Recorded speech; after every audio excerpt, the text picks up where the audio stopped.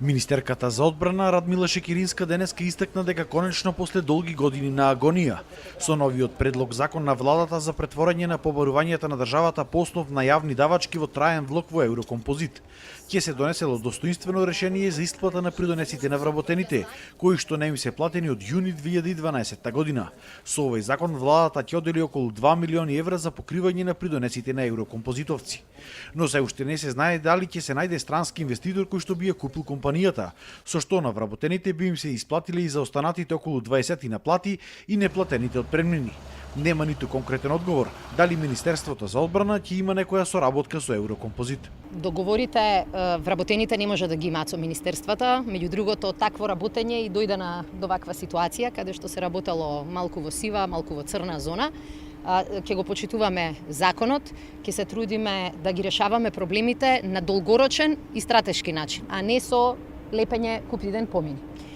Стратегиските им има најави за неколку стратешки инвеститори, со сите нив ќе разговараме, за сите сме отворени. Секаде каде што можеме ја упатуваме пораката дека е ова стратешки капацитет кој државата сака да го реши не за да земе пари, туку за да го зачува и подобри бизнисот тука во Прилеп. И на тој начин, според првичните изјаснети интереси, очекуваме да имаме навистина заинтересирани кандидати. Меѓутоа, таа постапка ќе продолжи. Мислам дека клучното е сега законот кој што е во собрание, да издействуваме собранието час поскоро да го донесе. И тоа веќе ќе даде огромна одскочна даска за понатамошно решавање на проблемите во предпријатието. Ниту еден стратешки инвеститор нема да ви се заинтересира и да е спремен да влезе, ако навлез во компанијата начека дупка од милиони евра. Значи, со законот кој што го пуштаме во собранието, директно кажуваме дека владата ги обезбеди средствата за да овие стари дупки се пополнуваат. Новиот директор на оваа државна компанија, Милан Тоцев, се пофали дека во моментов имале работа за странство и се надева дека ќе се вратил стариот сјај на Еврокомпозит. Во моментов имаме работа, точно. Произведуваме во 3 смени работиме. Целото производство е за извоз.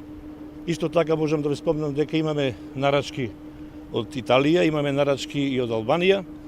Имаме договор кој што треба да го завршиме со Министерството за внатрешни работи, кој од 2015 почнат. Меѓутоа, јас се надевам дека до крајот на годинава ќе го завршиме и тој договор и се разбира ќе бараме соработка и со Министерството за одбрана и секако таа соработка треба да продолжи и се надевам дека сега со овој број на вработени околу 74 вработени, така да мислам дека ќе бидеме успешни.